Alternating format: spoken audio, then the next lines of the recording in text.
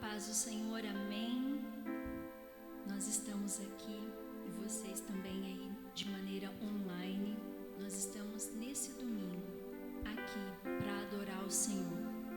Eu convido você a fechar os olhos onde você esteja, tanto no dia de hoje ou se você está vendo essa mensagem, esse culto em outro momento, mas aonde você estiver, em casa, no carro, no banheiro, independente, feche os olhos. Pai, nós estamos aqui.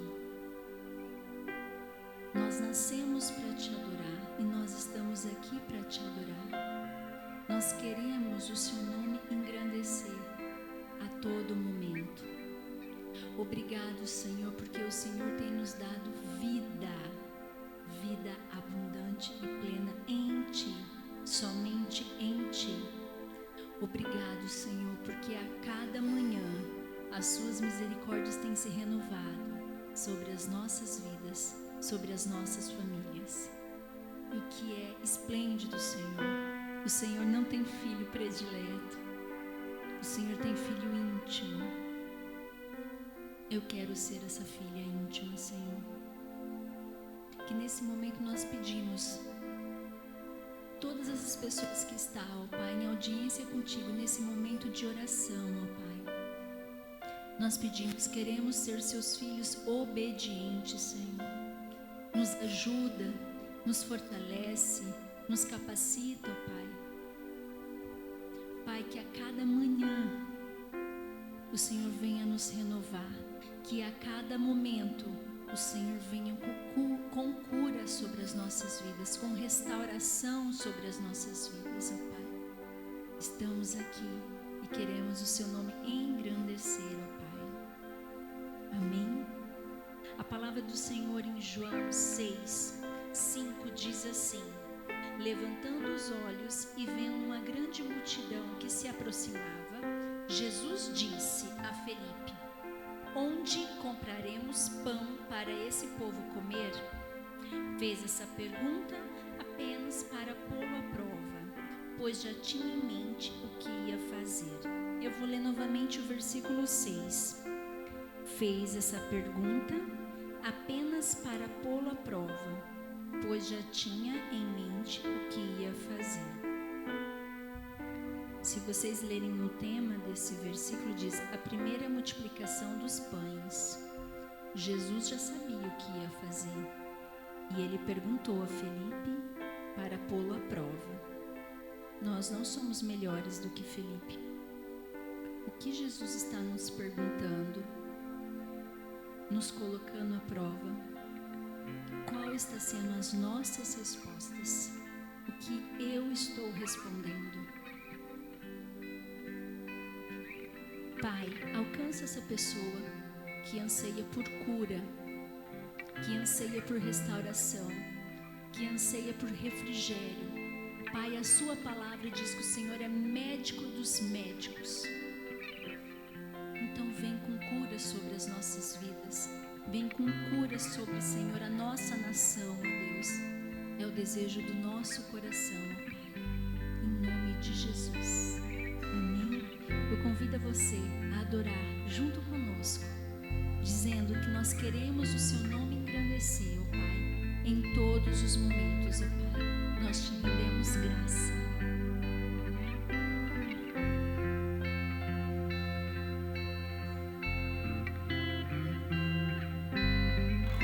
Receba o som da tua igreja. Nós ansiamos te adorar, Que Senhor. anseia te adorar. Nós queremos te adorar. Que anseia te adorar. Receba, ó Pai. Receba o som da tua noiva. Que anseia, Senhor. Que anseia o noivo ver.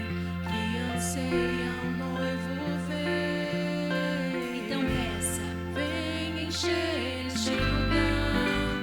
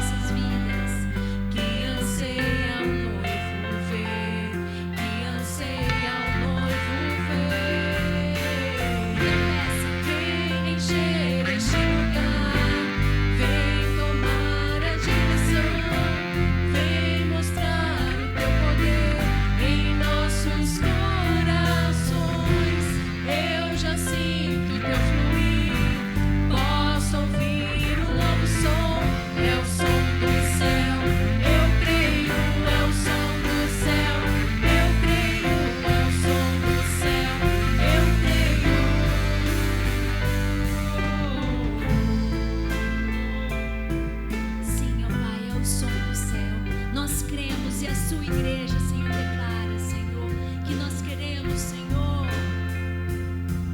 Queremos teu fogo, Buscamos. tua face. Não deixe, Senhor. Não deixes o fogo se apagar. Queremos teu fogo, buscamos tua face. Não deixes o fogo se apagar. Queremos teu fogo, buscamos tua face. Não deixes o fogo se apagar. Queremos teu fogo, buscamos tua face. Não deixes o fogo se apagar. Queremos teu fogo, buscamos tua face. Não deixes o fogo se apagar. Vem encher este lugar, vem tomar a direção, vem mostrar o teu poder em nossos corações. Eu já sinto teu fluir, posso ouvir um novo som, é o som do céu. Eu creio, é o som do céu. Eu creio, é o som do céu. Eu creio. Paizinho, é o som do céu, ó Pai, que nós estamos, ó Pai, querendo ouvir, ó Pai, é a sua voz, Paizinho. Ó Espírito Santo de Deus, obrigado, Senhor, porque nós estamos em Ti e podemos buscar a sua face, podemos declarar, Senhor, que Tu és lindo, que Tu és perfeito, que Tu és grande, que Tu és único. Obrigado por essa oportunidade, Pai. Obrigado por essa oportunidade, Senhor, de Te adorar, de dizer que nós Te amamos, Paizinho. Obrigado, Senhor. Digno, Tu és digno, Senhor. Digno desta canção, só tu és, Senhor. Tu és lindo, Senhor. Digno do meu louvor, só tu és, Senhor. Digno, lindo. Digno da minha vida, tu és, Senhor. Oh, eu sou teu. Diga a quem você pertence.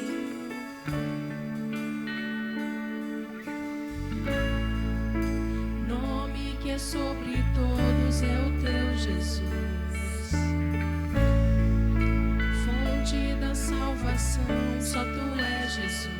Tu és único. Digno da minha vida, tu és, Jesus. Oh, eu sou teu. Sim, Pai. Nós Eu declaramos, sou ó Pai. teu. Santo, és incomparável, és inigualável. Senhor. Abre os meus olhos, Senhor. Mostra quem tu és e enche o meu coração do amor que faz mudar o mundo. Simples nos enche, Senhor. Por isso nós declaramos que Tu és digno, Jesus.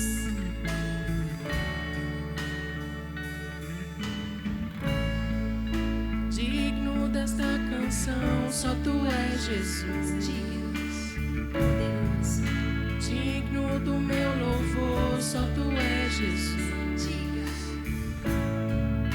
Digno da minha vida, tu és, Jesus. Oh, eu sou somente teu. Senhor, Pai, somente Sua, Pai. Nós somos os Seus filhos, Senhor. Nome que é sobre todos é o teu, Jesus. Maravilhoso. Fonte da salvação, só tu és, Jesus. Digno da minha vida, tu és, Jesus. Então declara. Oh, eu sou teu. Nós somos os Teus filhos, Eu Paizinho. sou teu. Tu és santo, Senhor. Santo, és incomparável, és inigualável. Abre, Senhor, nossos olhos. Abre os meus olhos, Senhor.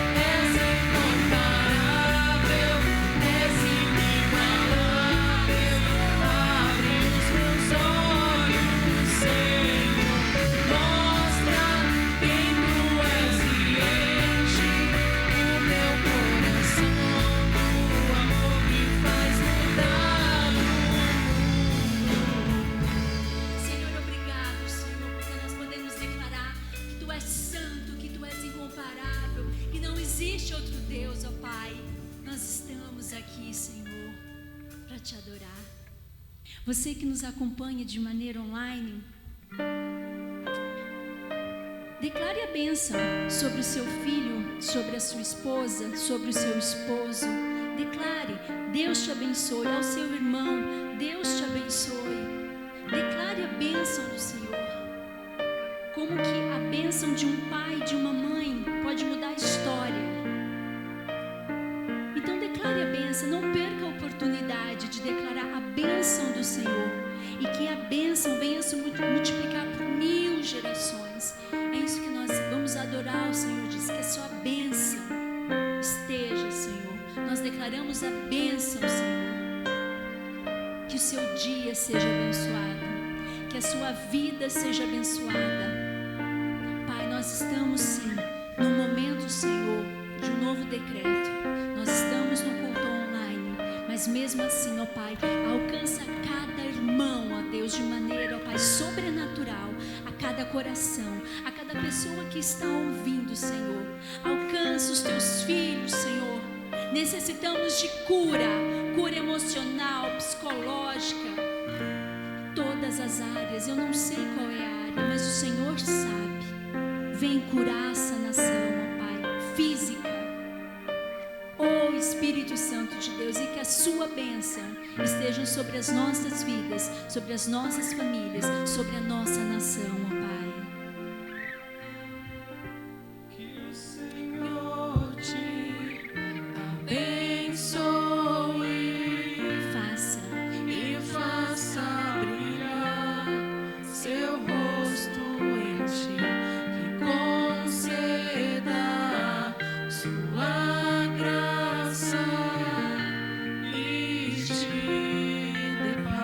Você receba a paz do Senhor onde você estiver.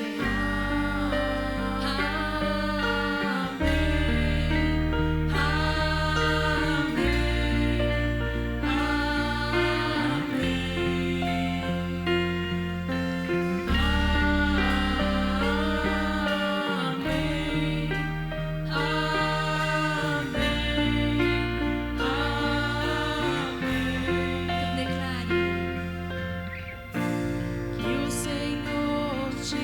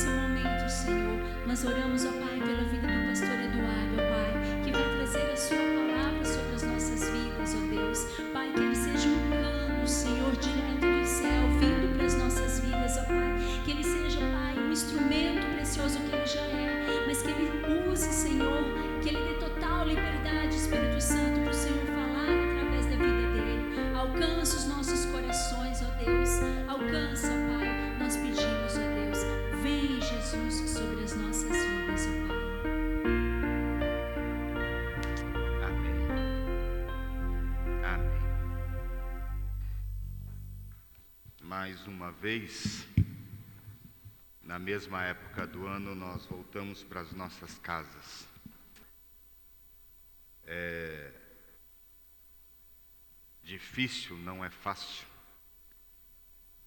Não é fácil saber que pessoas a quem nós gostamos, ou pessoas que estão perto de nós, correm tanto risco. Lembro-me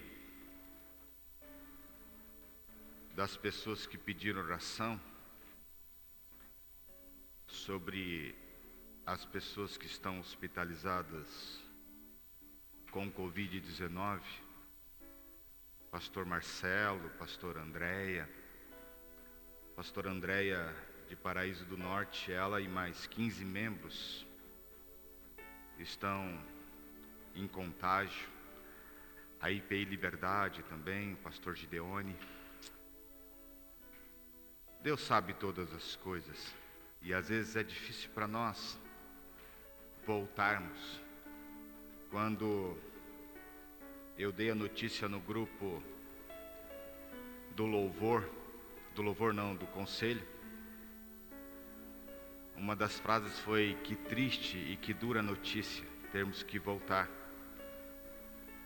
Agora que nós tínhamos pelo menos os contatos visuais com as pessoas que professam e amam ao nosso Deus, mas Deus sabe de todas as coisas. Eu queria levantar um clamor, você que está em casa, grupo de louvor que está aqui, queria que você abaixasse sua cabeça. Hoje, tanto a nossa região de Maringá quanto o nosso estado passa por um momento difícil, um momento de colapso em saúde. E quando falamos de saúde, as coisas complicam. Então eu queria que você aí na sua casa e os irmãos que estão aqui comigo levantássemos um momento de oração, para que Deus confortasse os nossos corações, para que curasse e para que nos transformasse. Abaixe sua cabeça. Pai, nós estamos aqui e é difícil ter o esvaziamento novamente de um templo. Eu sei que isso não corresponde à tua presença, porque nós somos o teu templo. Mas eu quero pedir, Senhor, porque este momento é duro e os nossos queridos estão passando por dificuldades, alguns internados, outros não. Mas o temor, a ansiedade toma conta dos corações. Pai, não é momento de achar culpados para que isso tenha acontecido ou não, mas é momento de voltar os olhos ao Senhor novamente. Ao mesmo tempo, ao mesmo período de um ano, o Senhor nos trouxe para dentro de casa novamente, para voltarmos os olhos inteiramente ao Senhor. Então, Pai, o Senhor é conhecido na história como o Deus da cura, Jeová Rafá. O Senhor é conhecido na história como o Deus da providência, Jireh. Então, Pai, em nome de Jesus, nós queremos clamar pelas pessoas que estão enfermas, não só com Covid-19, mas com toda ou qualquer comorbidade. Que o Senhor possa vir sobre e repousar a sua mão sobre essas vidas. Como providência, eu quero pedir ao Senhor sobre as vidas das pessoas que estão enlutadas, para que com providência a ação do Espírito Santo possa confortá-los, ajudá-los, consolá-los. Pai, vem sobre as nossas vidas e nos transforma. Que nós possamos, em nome de Jesus, agir de maneira sensata, maneira sábia, que possa instruir e nutrir pessoas. Vem sobre os nossos corações, em nome de Jesus. Amém e amém. Amém, meus irmãos. Estamos no período de Quaresma, no período que antecede a Páscoa, melhor falando, a ressurreição de Cristo. E é interessante falar de ressurreição de Cristo, porque esse é um dos pontos que se apresenta maior poder de Deus. O Cristo ressuscitado, o Cristo crucificado, é aquilo que mostra ao ser humano quem é Deus e o porquê Ele está fazendo o que faz sobre as nossas vidas. Para falar sobre poder e sabedoria de Deus, eu queria convidar você a abrir a sua Bíblia, ou acessar a sua Bíblia, ou apenas me escutar, no livro de 1 Coríntios, capítulo 1, do verso 18 até o verso 29. 1 Coríntios, capítulo 1, 18 a 29. E diz assim: certamente a palavra da cruz é loucura para os que se perdem, mas para nós que somos salvos é poder de Deus. Pois está escrito: destruirei a sabedoria dos sábios e aniquilarei a inteligência dos instruídos. Onde está o sábio? Onde está o escriba? Onde o inquiridor deste século? Porventura não tomou Deus louca a sabedoria deste mundo? Visto como na sabedoria de Deus o mundo não conheceu por sua própria sabedoria, aprove a Deus salvar os que creem pela loucura da pregação. Portanto, os judeus pedem sinais, como os gregos buscam sabedoria. Mas nós pregamos Cristo crucificado, escândalo para judeus e loucura para os gentios. Mas para os que foram chamados, tanto judeus como gregos, pregamos a Cristo, poder de Deus e sabedoria de Deus. Porque a loucura de Deus é mais sábia do que os homens, e a fraqueza de Deus é mais forte do que as dos homens. Irmãos, preparai, pois, a vossa vocação, visto que não foram chamados muitos sábios segundo a carne, nem muitos poderosos, nem muitos de nobre nascimento. Pelo contrário, Deus escolheu nas coisas loucas do mundo para envergonhar os sábios, e escolheu as coisas fracas do mundo para envergonhar as fortes. Deus escolheu as coisas humildes do mundo e as desprezadas, e aqueles que não são, para reduzir a nada aqueles que são, a fim de que ninguém se vanglorie na presença de Deus. Amém. Baixe sua cabeça mais uma vez. Pai, eu quero te agradecer porque a igreja de Corinto, por diversidades e problemas que se passou, e as cartas que Paulo escreveu, nutrem as nossas vidas e nos faz enxergar aquilo que precisamos enxergar. Então vem sobre os nossos corações e nos nutre. Vem nos nossos corações e nos faz entender a sua boa nova. Em nome de Jesus. Amém e amém.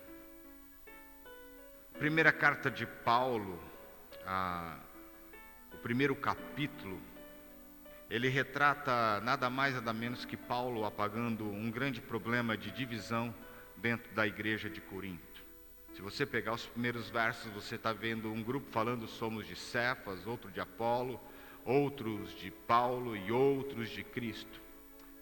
Paulo em si faz uma repreensão para que se tornem de forma humilde, mas unânimes. Ele precisa mostrar para aquelas pessoas que não é um discurso muito bem elaborado ou bem formado que se traz a revelação de Deus. É claro, nós temos a igreja de Corinto mais ou menos 500 mil pessoas. É uma cidade extremamente grande.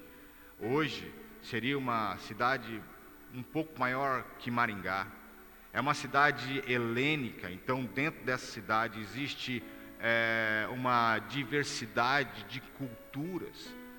Eu queria ressaltar a você que a ideia do helenismo não é destruir cultura, mas aglutinar, fazer uma simbiose de culturas, seja ela social ou seja ela religiosa, mas que se formasse ou que se fomentasse cada vez mais. Essa é um legado de Alexandre o Grande, para que as culturas em si fossem se modificando e não se fossem destruídas. Então a cidade de Corinto é exatamente isso, é uma representação de uma cidade helênica, onde há uma diversidade de culturas e, no tocante a isso, uma diversidade religiosa muito grande. Dentro da cidade existe não só o culto à sabedoria, mas o culto a uma diversidade de deuses. O grande problema da cidade de Corinto é que dentro da igreja de Corinto, nós temos a mesma coisa. Se você continuar lendo o texto, você vai ver diversas repreensões do apóstolo Paulo à cidade de Corinto para que se voltem a Cristo, enquanto elas se voltam àquilo que se querem. No primeiro capítulo, então, Paulo mostra o que será o discurso, ou o que será o tema da sua pregação. E o tema da sua pregação gera em torno de sabedoria e gera em torno do poder, ele diz isso. Mas ele não deixa isso solto ao vento. Ele mostra enfaticamente o que é essa sabedoria. E o começo e o princípio da sabedoria na pregação de Paulo é que a sabedoria está na loucura da pregação. Se nós entendermos um pouco o que é a loucura da pregação passa pela cruz. Ela não passa pelos milagres de Cristo. A loucura da pregação não se passa. Se você pegar os milagres de Cristo, se você olhar para o foco dos milagres, você vai ver muito claramente que dentro dos milagres de Cristo, ou se você pegar o Antigo Testamento, você vai ver a reprodução deles. Você vai ver pessoas sendo alimentadas do nada, você vai ver pessoas ficando 40 dias sem comer, você vai ver pessoas sendo ressuscitadas, você vai ver todas essas questões de milagres. Então, para o judeu em si, a questão do milagre, do foco do milagre, não é uma questão incomum. Lembre-se de Eliseu. Eliseu, no seu último milagre, em morte, ele ressuscita alguém que está na tumba. A ressurreição. Então, os textos do milagre, ou a pregação da boa nova do Evangelho, não passa pelos milagres de Cristo. Passa pela cruz. A cruz é o foco. A pregação, então, a loucura da pregação é a própria sabedoria de Deus, porque ela entra em choque com tudo aquilo que nós queremos. É bom falar dos milagres, saber que o nosso Cristo, o nosso Deus, é extremamente poderoso e Ele poderá fazer para nós todas as coisas. É maravilhoso saber disso. Poderíamos passar horas e horas falando sobre isso, mas isso iria se esvair de uma forma muito clara. Seria quase um sofismo, ou produzir um bom discurso para que ele se torne verdade. Eu não preciso falar dos milagres de Jesus para ser a loucura da pregação, mas eu preciso falar da cruz de Cristo para que ela se torne loucura, e que essa loucura se torne em constante sabedoria, e não uma sabedoria humana, porque não é lógico. Hoje, no nosso presente século, no nosso presente momento que vivemos, falar de agonia, falar de problemas é completamente indigesto. Por mais que nós sofremos, estamos reclusos em casa novamente, estamos restritos, e uma diversidade de coisas, e falar de mais problema. Talvez o foco, ou o melhor foco, seria falar de milagre, falar de cura. Talvez a melhor questão seria falar do poder que Deus tem para dissipar o vírus a qual então nós tememos. Você consegue entender como para Deus isso é simples, tranquilo, não há dificuldade ao próprio Deus? Não há. Mas isso não consiste em sua sabedoria. Mas falar da pregação, ou gerar a ideia da pregação, ou falar da boa nova do Evangelho, isso seria hoje talvez loucura, porque a boa nova do Evangelho passa pela cruz, e quando falamos de passar pela cruz, estamos falando eminentemente de morte.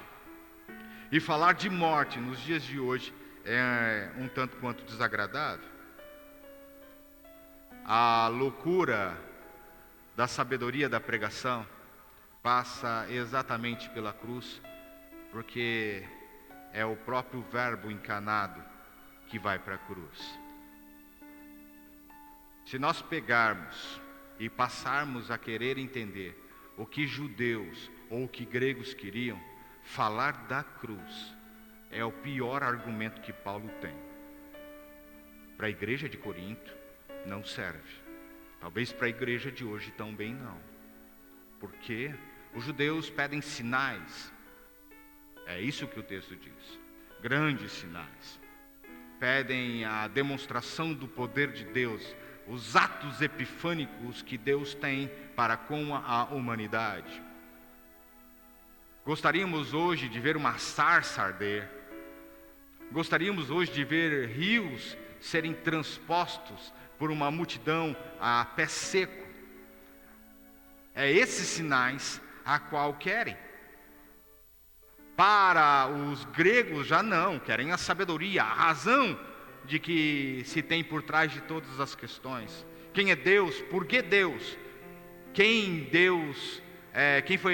fez a Deus?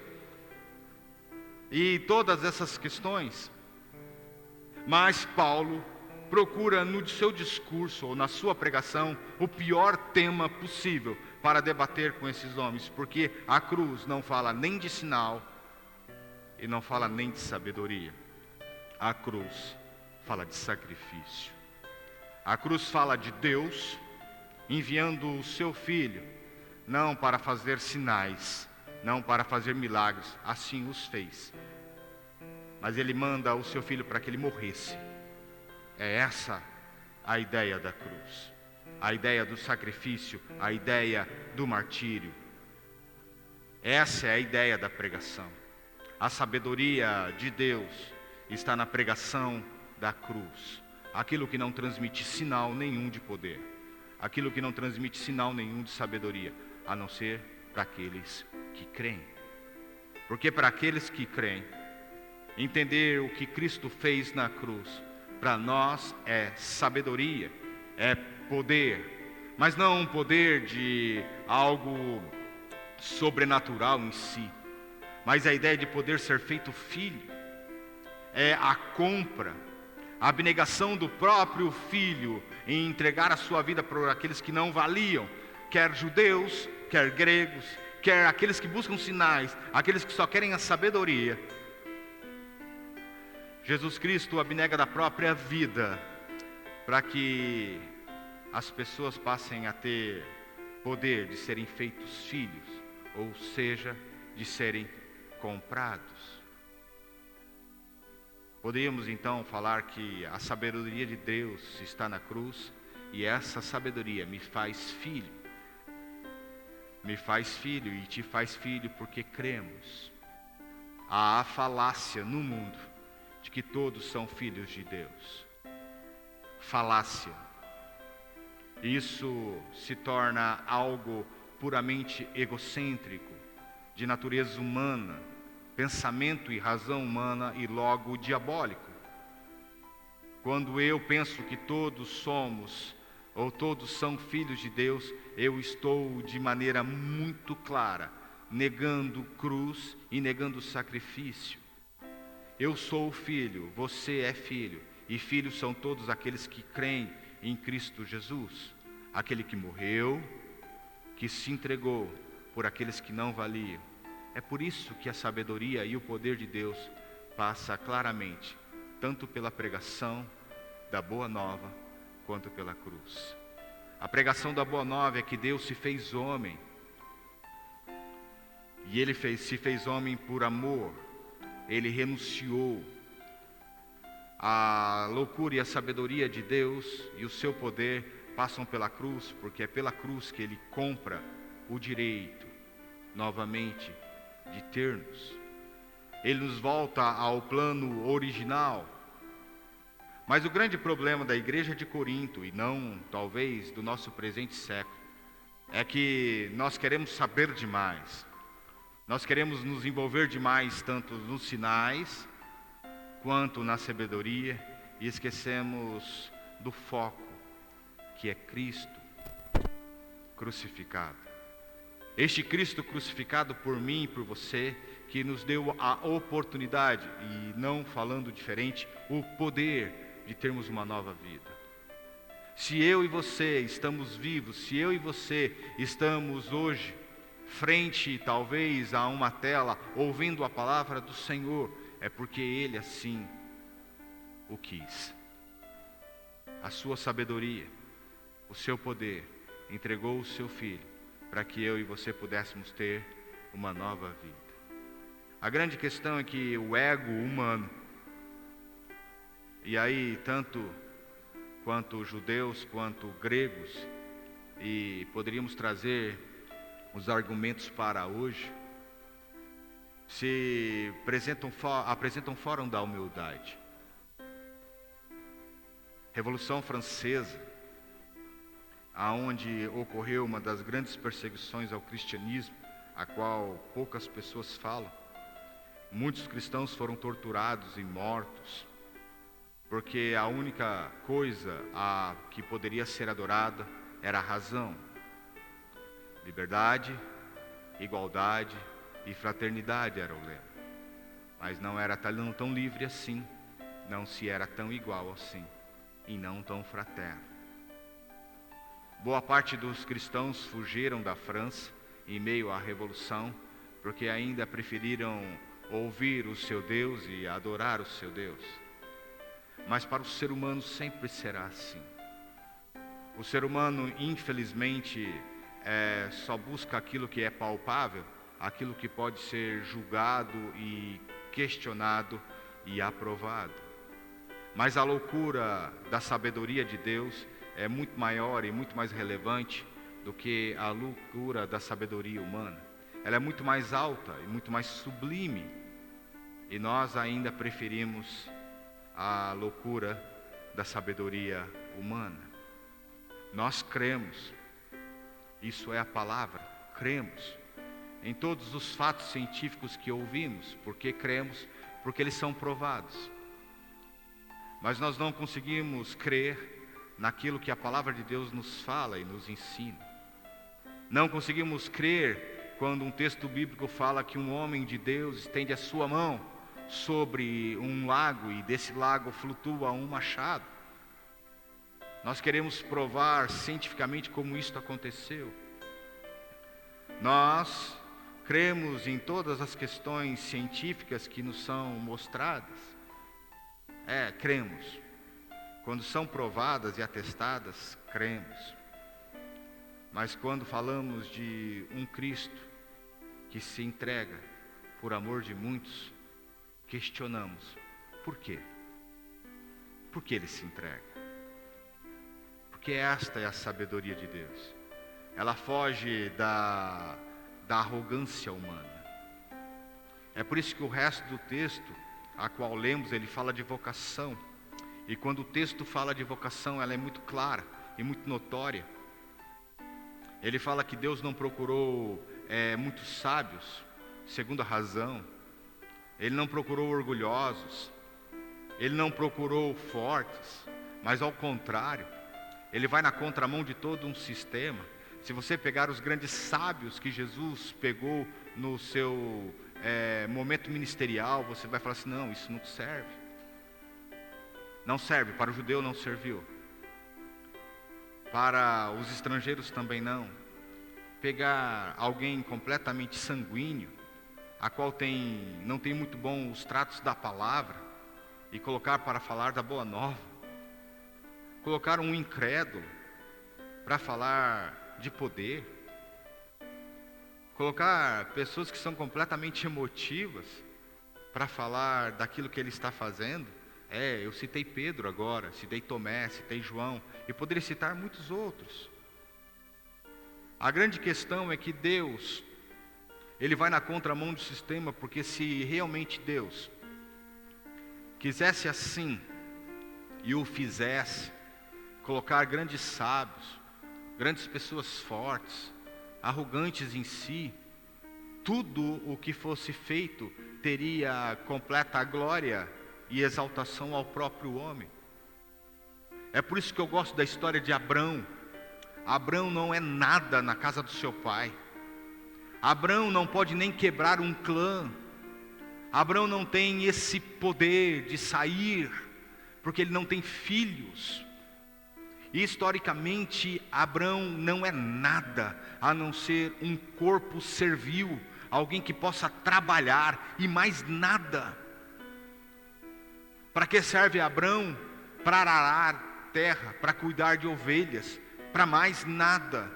Talvez administrar as coisas do pai, mas ele nunca historicamente, poderia sair da sua casa e formar um clã, porque ele não tem ninguém.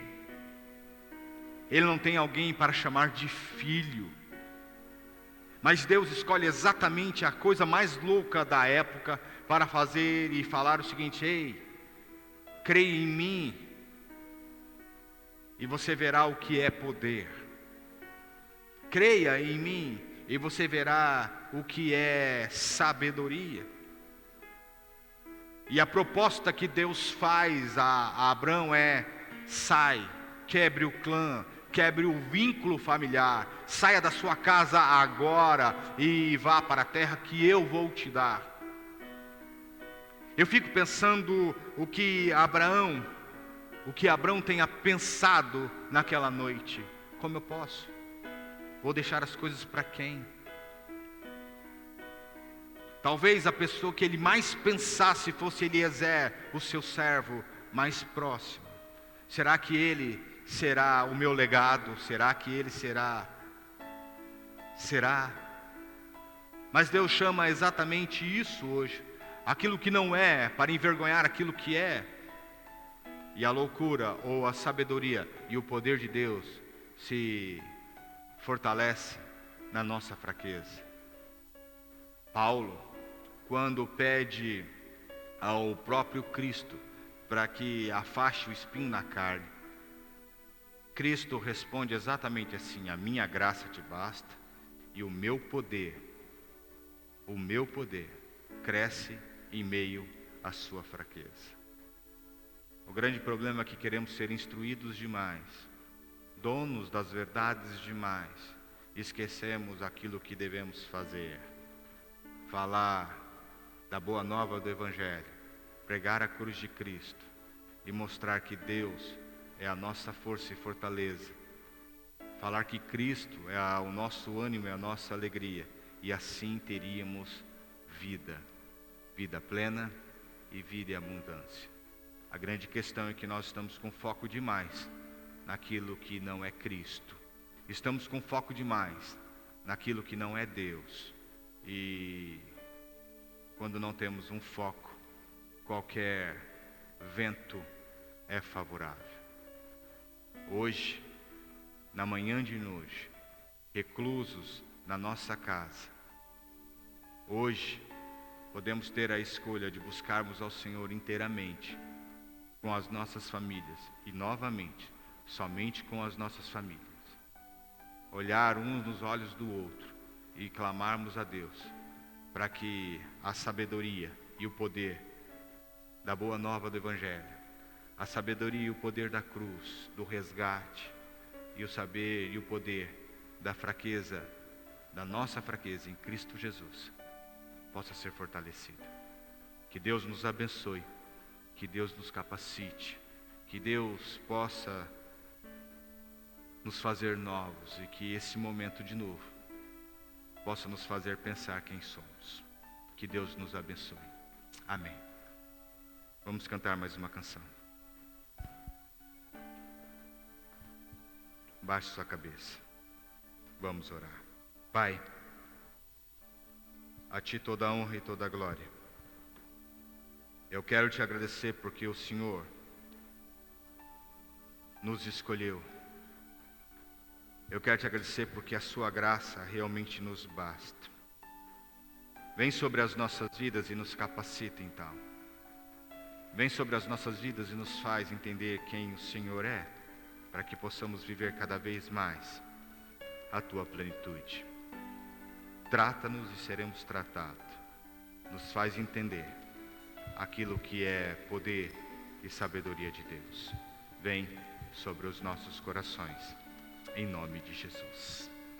Amém e amém. Vamos cantar mais uma canção.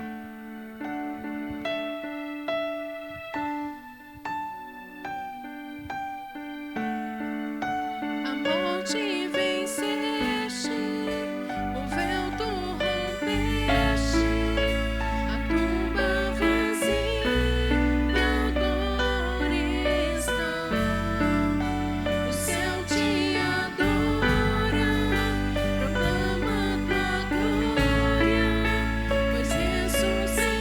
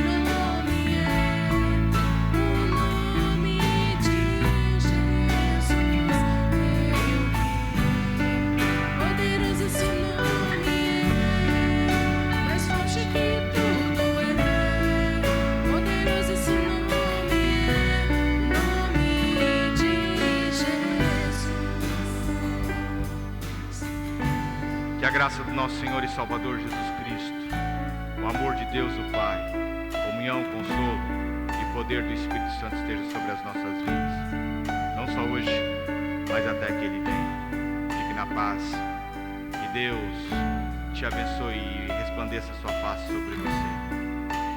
Em nome de Jesus, que Ele possa trazer momentos de refrigério nesse momento de restrição novamente. Que Deus te abençoe, que você tenha uma ótima semana, em nome de Jesus. Amém e amém. Deus abençoe.